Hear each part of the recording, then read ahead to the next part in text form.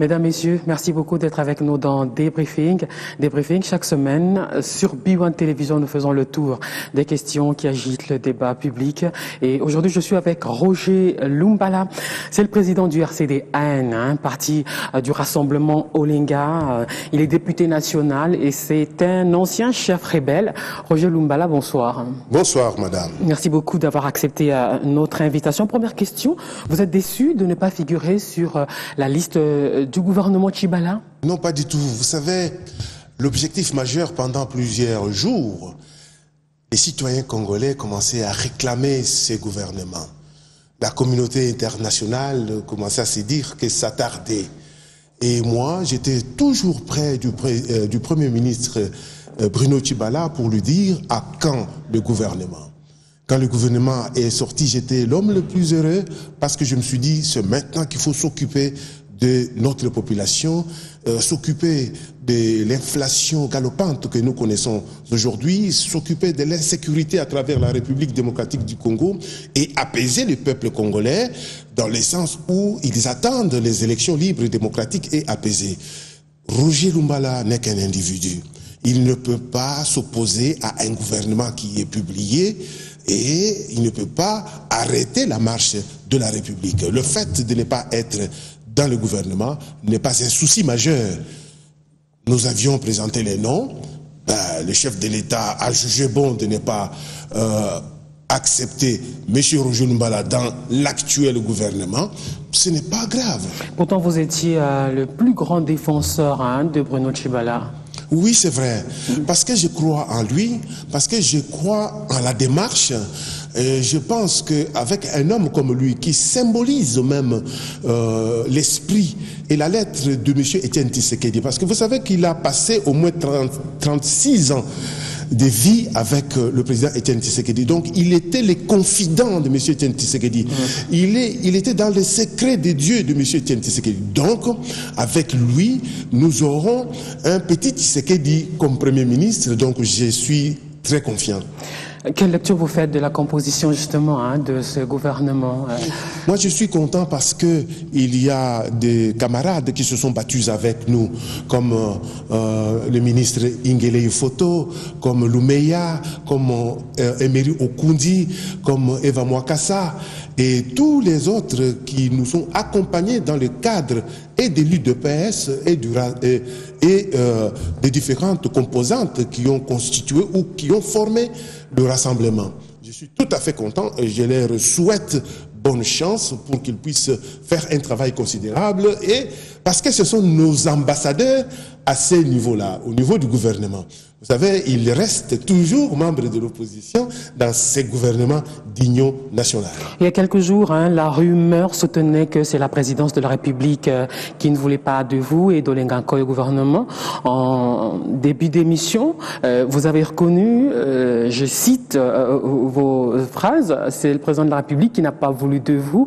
Est-ce qu'on vous l'a signifié? Non, pas du tout. Vous savez, dans les choix qui devaient se faire, les derniers mots, que vous le vouliez ou non, revient au chef de l'État. C'est lui qui peut juger l'opportunité d'avoir un ministre comme Roger Lumbala à cette période ici. Mais je ne pense pas qu'il l'a fait avec un mauvais cœur. Non, je pense que peut-être je suis réservé pour faire autre chose. Vous savez, le fait de m'engager dans cette lutte pour que nous puissions aujourd'hui avoir un gouvernement, après 2 mois de disputes, qui sera Premier ministre, qui ne le sera pas pendant 2 mois, je me suis dit qu'il ne fallait pas prendre le peuple congolais en otage. Il fallait absolument que le Premier ministre soit désigné et que le gouvernement soit formé. Je ne suis pas le seul qui s'est battu. Nous nous sommes battus en équipe. Donc on respecte l'équipe qui s'est battue et c'est cette équipe-là qui aujourd'hui nous représente au sein du gouvernement. Alors, il y a plusieurs interrogations.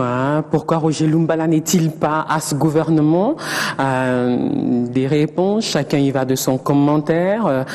C'est votre passé d'ancien chef rebelle ou votre profil de farfelu ou de fou du roi un peu, non? Non, je ne peux pas vous laisser tenir de tels propos à l'égard d'un homme politique respecté par les citoyens congolais. Ce sont des théories.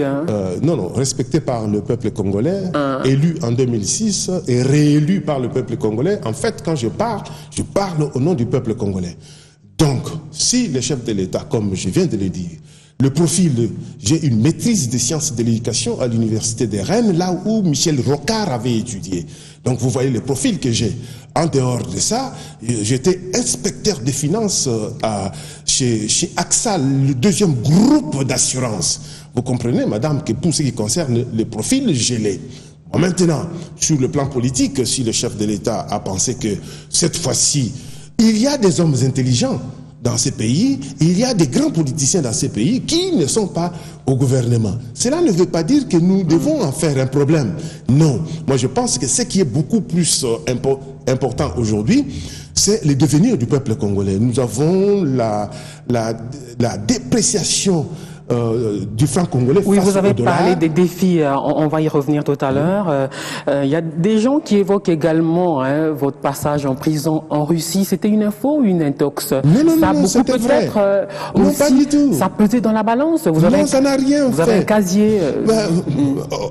Vous savez, il y a ceci. Vous savez, quand on fait le dialogue et que l'on parle de la décrispation, quand vous apprenez que le dialogue décide, après que le haut magistrat puisse traiter les dossiers, ils arrivent à dire que pour les cas des quatre cas emblématiques de la République démocratique du Congo posés, au niveau du dialogue, il y a abandon de poursuite. Qu'est-ce que cela veut dire? Cela veut dire tout simplement qu'il n'y a plus de la considération sur ce qui était fait ou sur ce qui est pour l'affaire au Congo avec le M23 ou en Russie.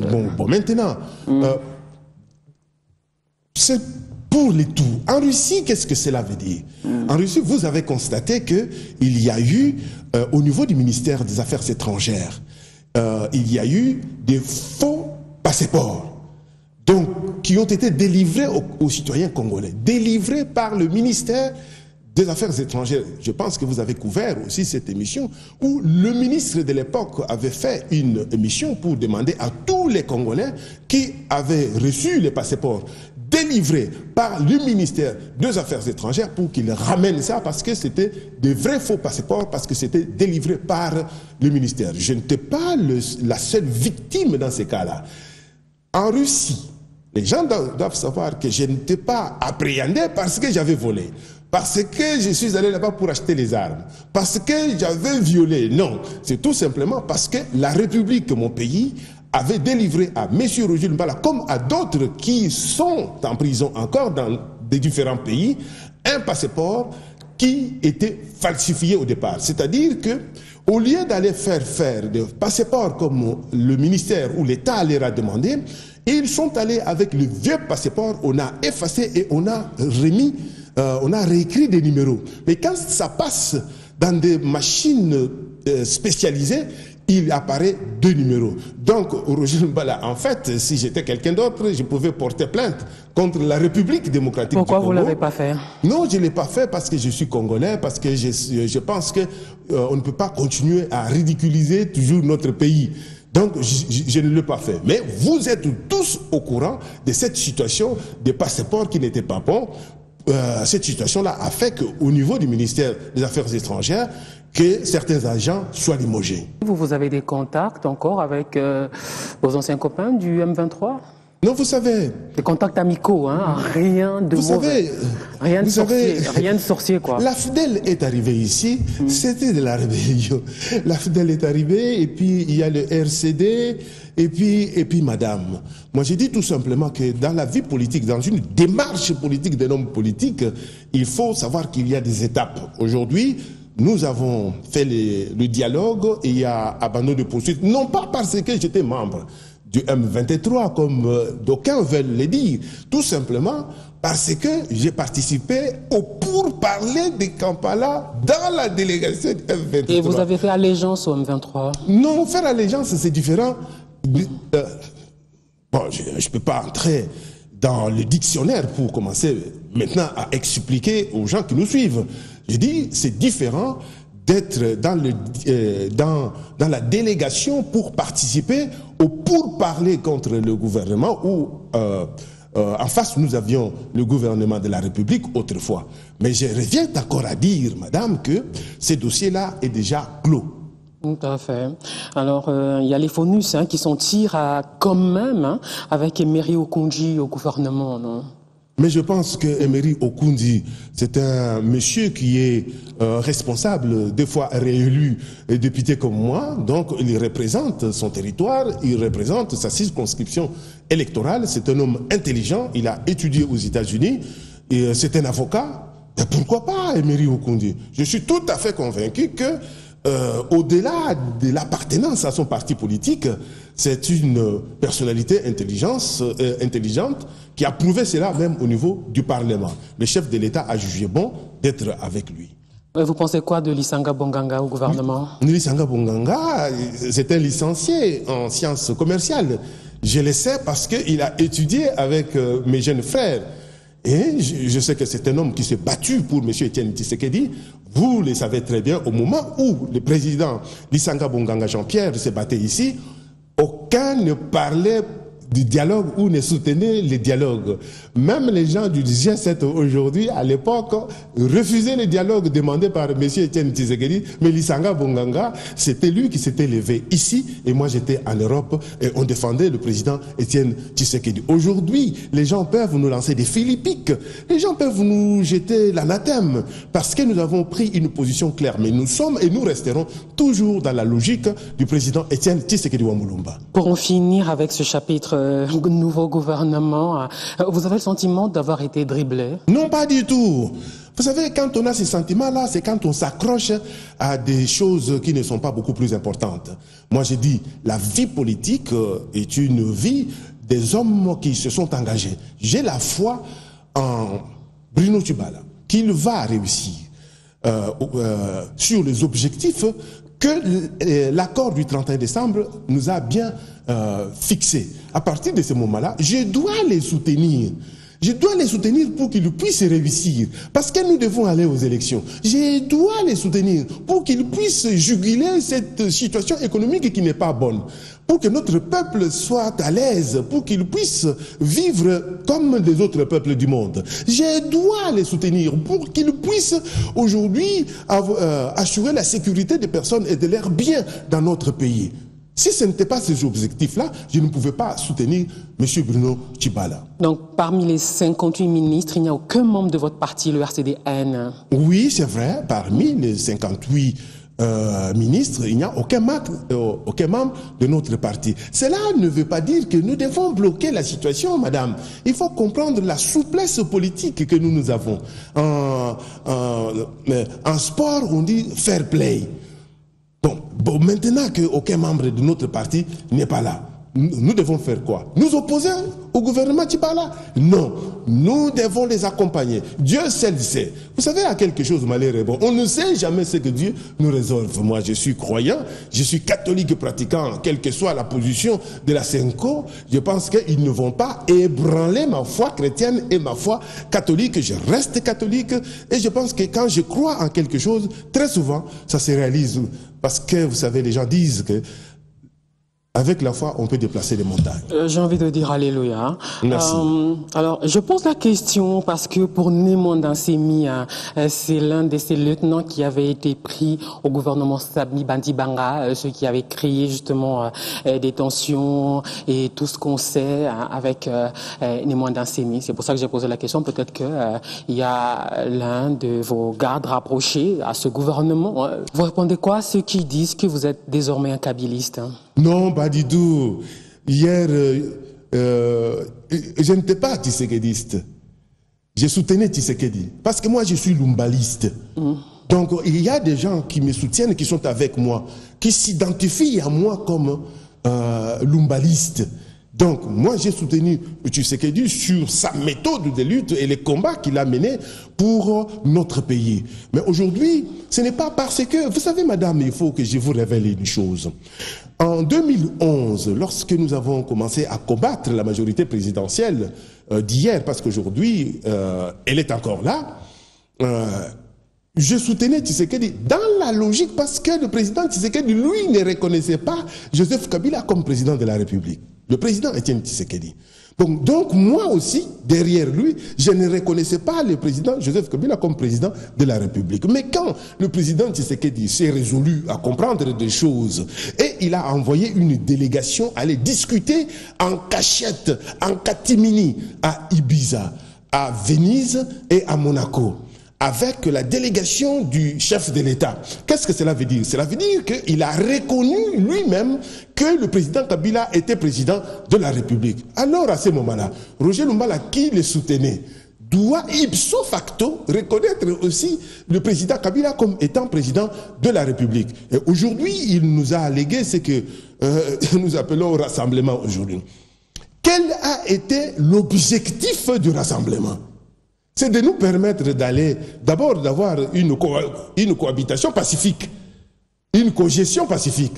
Donc d'avoir le président de la République Kabila et le premier ministre de l'opposition. Donc le président Étienne Tshisekedi, de son vivant, avait accepté que le président Kabila reste président de la République et que nous puissions avoir le premier ministre dans une cogestion pacifique pour nous conduire jusqu'aux élections. C'est là que moi je suis resté dedans. Aujourd'hui, les gens qui peuvent sortir de telles balivernes, je ne peux que comprendre que c'est parce qu'aujourd'hui, peut-être ils n'ont rien reçu dans leur politique qui ne les amène pas à comprendre ni à avoir des réalités en face.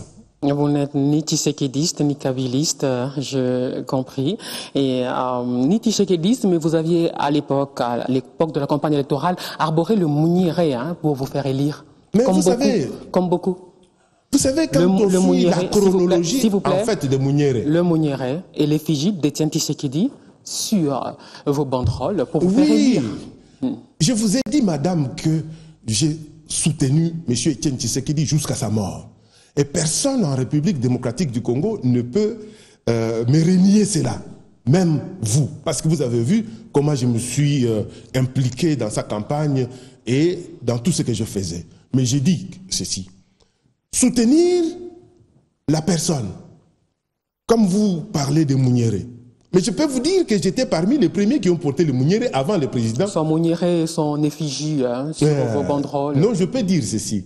Je peux être parmi les premiers qui ont porté le Mouniéré avant le président Étienne Tshisekedi. Mais, comme lui c'est une icône, comme lui c'est un symbole, après avoir porté le Mouniéré, tous les autres ont pensé que c'est lui qui avait porté ça avant. Mais ça, on ne peut pas se disputer pour un Mouniéré. J'ai dit, on lui accorde ça, et si on dit que Roger Lumbala a suivi ça, ok, parce qu'il y en a d'autres qui, eux, ont déjà enlevé le Mouniéré, parce que c'était eux les suivistes.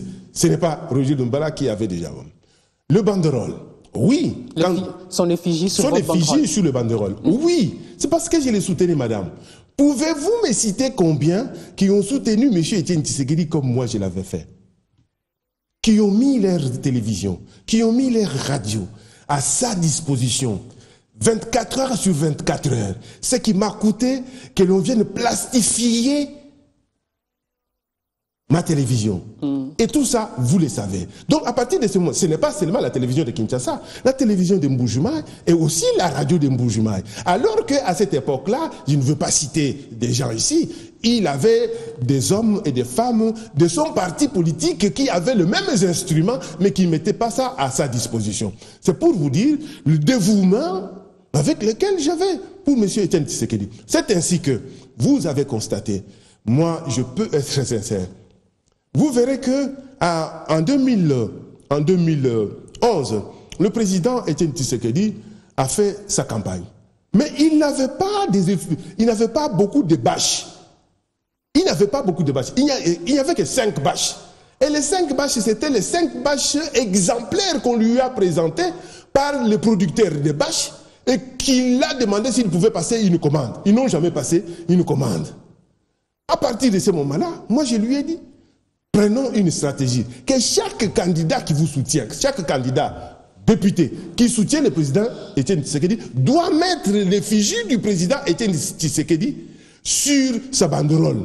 C'est ce qui a fait qu'aujourd'hui, à travers la République, vous avez vu qu'il y avait beaucoup de gens qui avaient mis l'effigie du président Étienne Tshisekedi. Le rassemblement limité, s'en est-il affaibli? Oh, vraiment, ils sont très affaiblis. C'est pourquoi vous voyez qu'ils arpentent toutes les maisons de Bruxelles, Paris, pour aller réclamer, demander des soutiens. Alors que la République démocratique du Congo n'est pas membre de l'Union européenne. Nous sommes membres du Conseil de sécurité des Nations Unies et nous sommes membres de l'Union africaine. Ces deux institutions internationales ont déjà pris acte de la désignation de M. Bruno Tshibala Nzenze comme Premier ministre et ils attendaient la formation du gouvernement, que le gouvernement soit publié pour nous accompagner vers les élections. Et c'est ça ce qui va se faire. Par contre, le rassemblement Olenga n'est pas reconnu de certains partenaires. Quels partenaires? Vous avez cité l'Union européenne, par exemple. Non. L'Union européenne n'est pas notre partenaire. Il y a des pays de l'Union européenne, tels que la Belgique, tels que la France, l'Allemagne et les autres, dont on a des relations bilatérales et des relations multilatérales. Nous ne sommes pas membres de l'Union africaine, madame, de l'Union européenne. Donc l'Union européenne ne peut pas prendre vraiment position pour ce qui concerne la situation dans notre pays, si ce n'est que dans le cadre où, quand ils nous donnent l'argent, nous recevons. Vous savez, entre la main qui donne et celle qui reçoit, il y a toujours celle qui donne qui est au-dessus. Mais pour ce qui concerne la situation politique telle que nous l'avons aujourd'hui, c'est l'Union africaine et le Conseil de sécurité des Nations Unies, donc les Nations Unies, qui sont concernées par la situation de la République démocratique du Congo. Le gouvernement Tshibala aura-t-il le temps et les moyens pour tenir le délai des élections? J'ai cru comprendre que même en 2011, les partenaires internationaux avaient eu du mal à financer les élections. Ce que j'avais pu comprendre. Bruno Tshibala tel qu'il est là aujourd'hui, Premier ministre avec effectivité, il faut qu'il passe d'abord au Parlement pour qu'il soit investi. À partir de ce moment-là, il va voir dans les caisses de l'État qu'est-ce que nous avons, parce que ce n'est pas Bruno Tshibala qui organise des élections. Bruno Tshibala a le devoir d'avoir les moyens de mobiliser l'argent que les partenaires internationaux qui peuvent nous aider, comme aussi l'Union européenne qui veut que nous puissions avoir l'ancrage démocratique dans notre pays, qu'ils puissent venir à notre aide, qu'ils nous donnent l'argent pour que nous puissions donner à la CENI afin que la CENI puisse organiser dans les délais des élections. Et Corneille Nangaa, le président de la commission électorale, n'a toujours pas publié un calendrier. Je pense qu'il va le faire dans les jours à venir. C'est compte tenu de tous ces aspects, surtout les aspects financiers. Parce qu'on ne peut pas sortir un calendrier, mais je ne peux pas plaider à sa place. Vous l'aurez dans les jours à venir. Je pense que M. Corneille Nangaa, c'est un homme qui va bien se défendre et il va vous donner tous ces détails-là. Mais l'aspect le plus important dans l'organisation même des élections, c'est l'aspect financier. Bon, d'autres aspects organisationnels, vous savez que le ministère de l'Intérieur peut aider, parce que, vous savez, quand on parle de la CENI, c'est une institution d'appui à la démocratie. D'appui à la démocratie. Donc, il y a d'abord le ministère de l'Intérieur, c'est celle qui fait l'appui et c'est celle qui peut, c'est celui plutôt, qui peut aider cette institution d'appui à la démocratie pour organiser des élections. Parce qu'en principe, dans d'autres pays, sous d'autres cieux, c'est le ministère de l'Intérieur qui organise les élections. C'est dans cette logique-là que nous nous disons, le ministère de l'Intérieur avec M. Ramazani Chadari peuvent faire le travail, mais le Premier ministre et le gouvernement vont mobiliser les moyens pour mettre à la disposition de la CENI pour l'organisation des élections. Alors, il n'y a pas que les moyens qui manquent à l'appel et le temps pour l'organisation d'élections. Il y a également la situation sécuritaire dans le Kasaï qui devient une épine dans le pied de la commission électorale. Vous savez, ce n'est pas une épine parce que nous avons toujours vécu les élections de 2006. Nous étions toujours informés qu'il y avait des maïmaï, il y avait ceci et cela, la rébellion. Le M23, le CNDP non, à l'époque. Je parle de 2006, madame. Donc, il n'y avait de tous les temps, je cite les rébellions qui se sont succédées dans l'Est. Donc, à partir de ces moments-là, on ne pouvait pas évoquer le fait qu'à l'Est, on n'allait pas organiser des élections. Donc, pour ce qui concerne le Kasaï aussi, je suis tout à fait convaincu que M. Corneille Nangaa va trouver des solutions pour aller procéder à l'enrôlement des Kasaïens pour qu'ils puissent aussi participer aux élections. Alors, la crise de légitimité est-elle résolue pour autant après la publication de ce gouvernement? Mais bien sûr que la crise des légitimités a été déjà résolue à partir du moment où c'est lui qui réclamait d'être président de la République. Donc, M. Etienne Tshisekedi a reconnu le président Joseph Kabila Kabange. À partir de ce moment-là, il a mis fin à la crise des légitimités en République démocratique du Congo. Et aussi, vous savez, quand on disait que après le 19, c'est fini, il y aura ceci et cela. C'est nous, au sein de l'opposition, avec la CENCO, nous avons permis à ce que nous puissions faire le glissement jusqu'à aujourd'hui. Encore une fois de plus, le président Etienne Tshisekedi étant vivant, c'est lui qui nous a gérés dans le cadre du rassemblement et nous avons glissé tranquillement. Donc cette crise de légitimité-là n'existe plus. Dans certains milieux, on parle de plus en plus d'un nouveau dialogue. Oh non, il faut oublier. Le nouveau dialogue, ce n'est pas parce qu'il y a des compatriotes qui se sont sentis lésés suite à leur comportement. Et aujourd'hui, le Conseil de sécurité des Nations Unies, l'Union africaine, se sont tous résolus pour dire qu'il faut absolument que nous puissions aller aux élections. Et vous avez vu que M. Maman Sidoukou avait entrepris une mission de bons offices pour faire comprendre à nos compatriotes, à nos frères de l'aile de M. Katumbi, qu'ils pouvaient bien venir participer au gouvernement. Ce n'était pas pour ouvrir encore un autre dialogue. Alors, pour un retour à la cohésion que beaucoup appellent de tous leurs vœux, y a-t-il des contacts entre les deux ailes du rassemblement? Je ne pense pas. Jusqu'à aujourd'hui, nous avons laissé tout ça entre les mains du président du Conseil des sages du rassemblement de Kasavubu, M. Joseph Olengankoy. Parce que vous savez, lorsque vous êtes dans une équipe et que chacun commence à prendre des contacts de manière disparate et personnelle, ça devient de l'anarchie et du désordre. Et il y a eu également la conférence des évêques catholiques. Beaucoup, à la majorité présidentielle, ont critiqué leur activisme après leur mission de médiation. Et vous en aviez pensé quoi? Moi, j'ai condamné. J'ai condamné madame avec la dernière énergie. Parce que vous savez, les évêques ont reçu une mission de quelque part. Ce n'est pas de la communauté internationale.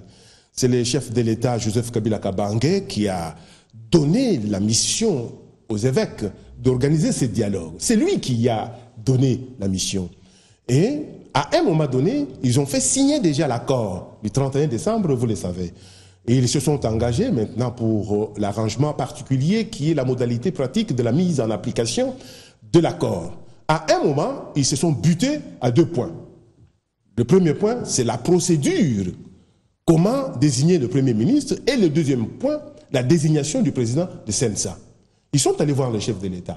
Eux-mêmes, les évêques, sont allés voir le chef de l'État pour lui dire, voici la mission que vous nous avez confiée, nous sommes arrêtés là. Ils ont rendu leur tablier. Madame, ils ont rendu le tablier.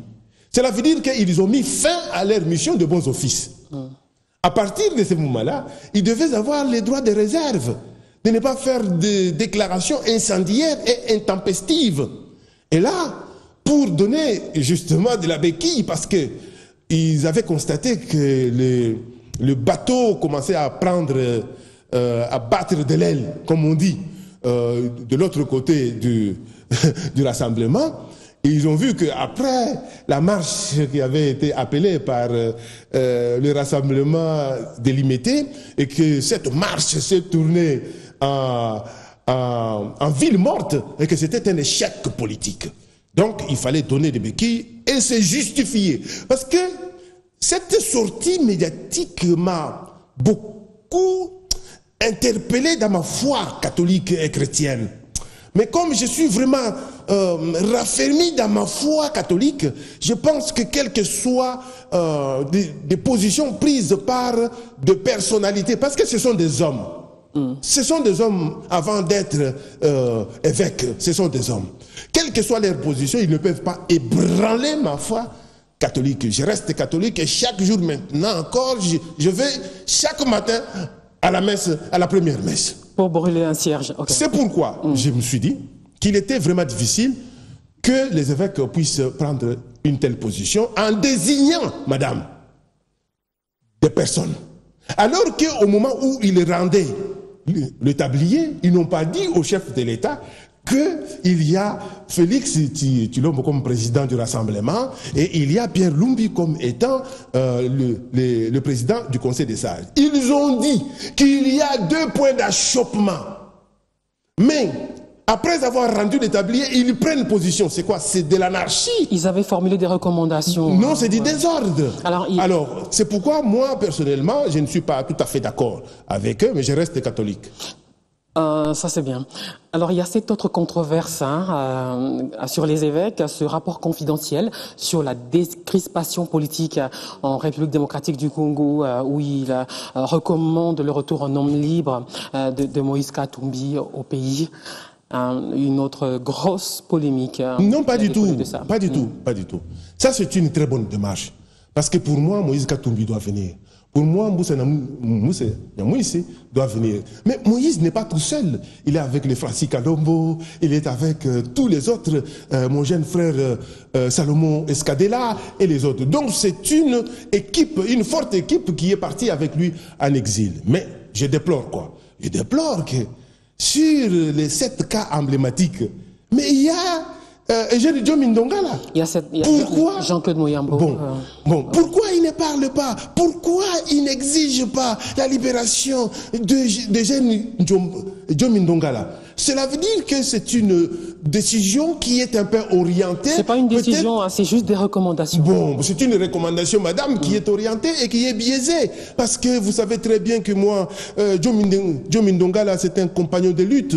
Nous nous sommes battus avec lui pour Monsieur Etienne Tshisekedi Wamulumba. Et je ne suis pas heureux aujourd'hui qu'il soit encore en prison. Alors j'aurais pu comprendre que les évêques puissent aussi plaider pour Eugène Diomindonga. Le fait d'avoir choisi seulement Moïse Katumbi Tshapwe et Jean-Claude Mouyambo qu'ils ont annexé pour faire un peu bien, ce n'est pas bon. Et cela prouve encore à suffisance que les évêques ont commis encore une fois de plus une faute. Un péché de plus pour les évêques. Un péché plutôt qu'une faute. Selon vous. Alors, avant de terminer... Non, madame, même selon vous aussi. Pourquoi, pourquoi Moïse... J'ai aucun avis à émettre. Pourquoi Moïse et non pas Diomindonga là? J'ai aucun avis à émettre. Pourquoi ne pas parler de Franck Diongo? Pourquoi ne pas parler de celui-là? Vous comprenez, madame? Nous, en tant que politiques, nous ne pouvons pas accepter que nos compatriotes, nos amis, nos camarades de combat et de lutte soient en prison. Alors sur le cas Katumbi, c'est peut-être un peu atypique parce que les évêques disent qu'ils ont noté des irrégularités, des pressions exercées sur les juges. D'abord, c'était l'affaire des mercenaires et puis la spoliation. Et ils ont noté des trucs pas nets dans l'affaire Katumbi. Voilà pourquoi ils la mettent en exergue. Et donc, est-ce que vous pensez que les évêques font la justice ou ils mènent des enquêtes? Ils ont mené une enquête. Non, pas du tout. Les évêques restent des religieux. Leur mission n'est pas de mener des enquêtes. Qui leur a donné, dans notre pays, la République démocratique du Congo, le rôle et la mission d'aller mener des enquêtes? Ils ne mènent pas des enquêtes. Comment établir un rapport? Comment établir un rapport si au préalable il n'y a pas eu des études et des enquêtes? Cela veut dire... C'est pas une enquête judiciaire, c'est pas une enquête policière. Madame, moi j'ai eu à discuter avec... j'étais en réunion quelque part à Bruxelles avec M. Moïse Katumbi Tshapwe et une autre personnalité politique. Je sais que M. Moïse Katumbi Tshapwe a rencontré les évêques. Donc c'est lui qui a, je pense, leur a donné sa version des faits. J'ai dit qu'il a rencontré les évêques. Il n'y a pas de mal à rencontrer les évêques. Non, mais est-ce que j'ai dit qu'il y a du mal? J'ai dit que c'est par cette occasion-là qu'il leur a donné sa version de faits. À partir de ce moment-là, ils peuvent avoir intégré sa propre version de faits. Mais j'ai dit tout simplement, je souhaite le retour dans notre pays de M. Moïse Katumbi Tchapoué, qui est un fils du pays. Mais j'ai dit aussi que les évêques ne peuvent pas se focaliser seulement sur Moïse Katumbi Tchapoué. Il y a d'autres aussi. Parce que notre ami Eugène Diomi Ndongala, lui aussi, il crie toujours au scandale et dit qu'il n'a pas fait ce que on lui acquise. Donc à partir de ce moment-là, il faut aller parler avec Moïse. Il faut aussi aller parler avec M. Eugène Diomi Ndongala. Je n'ai pas entendu un seul jour où les évêques sont partis en prison pour aller voir Eugène Diomi Ndongala, mais ils ont vu Moïse à Bruxelles. Peut-être parce qu'il est candidat président de la République et selon s'il vous plaît, et Diomi Ndongala était aussi candidat président de la République. C'est pourquoi nous ne voulons pas la politique, même si elle est religieuse, nous ne voulons pas la politique de 2 poids, 2 mesures. Il devait aussi aller en prison pour aller voir monsieur Eugène Diomi Ndongala, discuter avec lui et comprendre aussi, prendre son point de vue, l'intégrer dans leurs rapports. Avant de terminer sur le rapatriement des restes d'Étienne Tshisekedi qui n'aura plus lieu ce vendredi 12 mai, un regard sur le gouvernement Badibanga, juste en 2 mots. J'ai beaucoup de respect en la personne de M. Badibanga, qui est un ami, un frère, un compatriote, mais je n'ai pas d'appréciation parce que je ne sais pas si on lui avait permis de bien travailler. C'est-à-dire? Je ne sais pas, parce que juste après sa nomination, il y a eu l'histoire du dialogue. Vous pensez, madame, lorsque vous êtes Premier ministre et que vous savez qu'à tout moment, on peut vous remplacer, je ne pense pas dans quel état d'esprit il était. C'est pourquoi j'ai dit que je n'ai pas de jugement et on ne peut pas juger quelqu'un dans 2 mois, 3 mois de ce qu'il a fait. 5 mois. Bon, les 5 mois, je vous ai dit qu'il y avait une pression énorme sur lui. Si on compte déjà que nous, c'est depuis 2016, au mois de janvier, que nous avons signé l'accord. Donc, il était dans le suspense en se disant que à tout moment, on peut désigner un Premier ministre. Donc, il ne peut pas avoir la sérénité pour pouvoir bien travailler. C'est pourquoi je ne veux pas porter de jugement sur son mandat. Donc on ne saura pas non plus peut-être pourquoi le Front congolais continue sa descente aux enfers. Mais bon, les restes d'Étienne Tshisekedi qui ne reviennent plus au pays ce vendredi 12, c'est l'UDPS qui l'a annoncé. On va terminer par là. Selon vous, c'est quoi la véritable raison? La véritable raison, c'est l'immaturité politique de nos compatriotes de l'UDPS. Comment pouvez-vous fixer une date sans avoir négocié avec les pouvoirs du pays? Comment? Vous pensez imposer des choses? Le résultat est là. Le résultat est là, ils ont reporté. Les conseils que moi je peux leur donner. Le Premier ministre Bruno Tshibala, c'est le confident de M. Étienne Tshisekedi pendant 36 ans. Qu'il prenne les dossiers, qu'il remette les dossiers entre les mains du Premier ministre Bruno Tshibala, qui va négocier avec les chefs de l'État, avec la majorité présidentielle. Tous ensemble, ils vont fixer une date du retour de la dépouille mortelle du président Étienne Tshisekedi et fixer là où il sera enterré. Et à partir de ce moment-là, je pense que nous allons faire le deuil du président Étienne Tshisekedi comme il le faut. C'est plus de 100 jours maintenant depuis qu'il est mort. Le 1er février dernier. Et vous, il n'y a pas longtemps, vous avez dit qu'il avait déjà été enterré à Bruxelles. Et bien sûr, madame, vous savez, l'enterrement, ce n'est pas la mise en terre. C'est ça ce que nous connaissons dans notre pays et de manière générale en Afrique. En Europe, on peut prendre un caveau. Je donnerai l'exemple que François Mitterrand est enterré avec toute sa famille dans des caveaux. C'est une inhumation. Oui, effectivement. Donc on prend les cercueils, on met dans une forme de tiroir et on ferme les tiroirs. C'est un enterrement en Europe. Et pour ce qui concerne qu'est-ce qui vous fait dire? Mais je vous ai dit. Qu'est-ce que Félix, Étienne Tshisekedi a déjà été enterré à Bruxelles? C'est ça ce que je vous dis. Parce que dans la procédure médicale, aux cliniques, madame, on ne peut pas sortir les corps de la morgue Quand on sort les corps de la morgue, c'est les corps tels que nous l'avons maintenant. Vous mourrez, on vous met dans la morgue pour conserver les corps. Dès qu'on vous sort de là, on vous injecte des produits qu'on appelle formol et osmol pour faire l'embaumement. Et on fait la mise en bière. La mise en bière, c'est quoi? La mise en bière, c'est quand on prend les corps, on le met dans le cercueil. Madame, cette procédure-là n'est pas irréversible. On ne peut plus reprendre les corps embaumés et le remettre dans la morgue. On ne peut pas. Cliniquement, on ne peut pas. Mais ce qui nous reste, c'est quoi? Ce qui nous reste, c'est l'enterrement ou la mise en caisse. Qu'est-ce que cela veut dire? On vous met dans une grosse caisse où on ferme. Ou soit on vous enterre. Pour les cas d'espèce du président Etienne Tshisekedi, on ne pouvait pas le mettre dans une caisse pour aller le garder dans un entrepôt. C'est pourquoi j'explique que les gens ne comprennent pas très souvent quand je dis qu'il a été déjà enterré. Aujourd'hui, il y a des gens qui me disent, mais Monsieur Lumbala, vous disiez que le président Tshisekedi a été enterré, mais alors que maintenant on amène son corps. Oui, on va aller déterrer. Déterrer, c'est quoi? Aller ouvrir... Non, déterrer. Ouvrir le caveau, sortir le cercueil, le mettre dans une caisse, donner à une compagnie de transport et ramener les corps ici. Soit, admettons que c'est vrai ce que vous dites. Mais je vous dis que c'est vrai. L'exhumation exige souvent des longues procédures. Non, il n'y a pas de longue procédure à partir du moment où vous avez enterré, tout en disant que c'est un enterrement provisoire. À tout moment, lorsque vous venez, vous récupérez le cercueil et puis vous partez. Alors depuis l'annonce du rapatriement des restes d'Etienne Tshisekedi, la tension s'est ravivée entre le Rassemblement limité et le pouvoir en place. Il y a eu un incident mardi matin à la police de la 10e rue Limité, non loin du siège de l'UDPS. Et les deux camps se rejettent mutuellement la responsabilité de ces violences. Et à la majorité présidentielle, notamment, on explique que c'était juste un prétexte pour qu'il y ait une confrontation, des affrontements et donner prétexte à justement peut-être un coup d'État ou un truc du genre. Madame, vous savez, moi je ne mange pas de ce pain-là.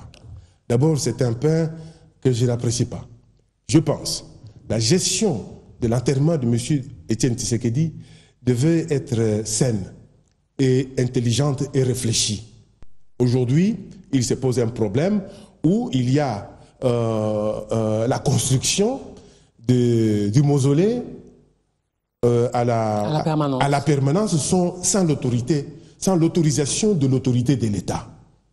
Sommes-nous dans une république bananière? Là, ils répondent qu'il y a des cas. Même s'il y a des cas. Il y a des précédents. Même s'il y a des précédents. Pourquoi nous ne pouvons pas faire des choses en harmonie avec le pouvoir? Pourquoi? Qu'est-ce qui fait? Ils ont vu que depuis que nous avons commencé cette histoire de bras de fer, ça finit toujours à l'avantage du pouvoir en place. Parce qu'ils ont des militaires, ils ont des policiers, ils ont des ici, cela. Le plus important, c'est l'impérium où on nous a retiré ça. Mais Tshisekedi vivant, Tshisekedi mort. Moi, j'ai dit qu'aujourd'hui, le conseil que je peux donner à nos amis qui sont là-bas, c'est de leur dire, il faut arrêter toutes ces niaiseries politiques qui sont en train de faire là. Niaiserie, c'est un peu fort. Madame, je pèse mes mots quand je parle. Parce que les résultats, c'est quoi? Ils ont proclamé que le 11 mars, le corps va venir. Ils ont changé, pourquoi? Parce qu'il y a eu quelques combattants qui sont allés menacer Félix pour lui dire que ceci et cela. Il a reporté. Aujourd'hui, le 12, le corps va venir. Ils ne savent pas le corps de qui? D'Etienne Tshisekedi. Commence à s'amuser avec le corps d'Etienne Tshisekedi. Il faut que nous ayons des responsables pour que tout le monde, de manière unanime, l'opposition comme la majorité, nous puissions enterrer cet homme avec dignité. Nous ne pouvons pas créer des bêtises, créer des conflits inutiles. Mais aujourd'hui, ils ont reporté. À quel moment ils vont venir? Ils vont faire encore, ils vont déclencher encore un bras de fer? Vont-ils déclencher le bras de fer? Qui va aboutir à quoi? Qui va aboutir à quoi? C'est pourquoi moi je lance un appel à la famille biologique de M. Tshisekedi. qu'elles se mettent en contact avec Bruno Tshibala. Tshibala n'est pas leur ennemi. Tshibala, c'est leur grand frère. Le parti aussi a un mot à dire, hein, semble-t-il. Bon. Et puis, non, pas seulement les partis. Nous, quand on soutenait Tshisekedi, on n'était pas des l'UDPS. Je parle de la famille biologique qui doit prendre les taureaux par les cornes maintenant pour aller discuter avec la majorité présidentielle. Et à ce moment-là, nous autres, c'est-à-dire tous les gens qui soutiennent ou qui ont soutenu M. Etienne Tshisekedi, vont soutenir la famille biologique pour que nous puissions d'abord enterrer Etienne Tshisekedi, lui faire un deuil national. Et puis ensuite, on va les laisser dans leur bras de fer avec la majorité. Merci beaucoup, Roger Lumbala, d'être passé dans ce débriefing. Président du RCDN, un parti du Rassemblement Olengankoy, député national, hein, ancien chef rebelle. Quand j'ajoute ancien chef rebelle, ça vous embarrasse un peu? Non, ça ne m'embarrasse pas du tout, parce que dans ces pays, il y a beaucoup d'anciens chefs rebelles qui sont là, qui dirigent le pays, à commencer par l'AFDEL, RCD, Goma. Il y en a tellement beaucoup que ils sont au pouvoir. Merci beaucoup d'avoir été des nôtres. En rediffusion demain 7h15 sur Canal+, et ce soir à 20h30 c'est sur Canal+, à 21h15 sur l'antenne locale. Cette émission que vous suivrez également chez nos amis de Numérica Télévision. À la semaine prochaine.